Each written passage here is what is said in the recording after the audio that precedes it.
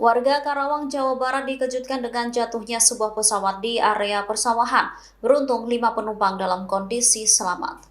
Bupati Karawang, A.M. Saifullah menyebut pesawat tersebut berangkat dari Tangerang hendak ke Cirebon.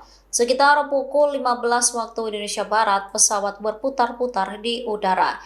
Dari informasi yang ia peroleh, pesawat saat itu hanya tinggal lepas landas. Namun pesawat tersebut mengalami sedikit kendala. Kejadian tersebut berlangsung di Kampung Cepli, Desa Kertawaluya, Kecamatan Tirta Mulia pada Jumat 21 November 2025. Warga langsung berbondong-bondong mendekati pesawat tersebut.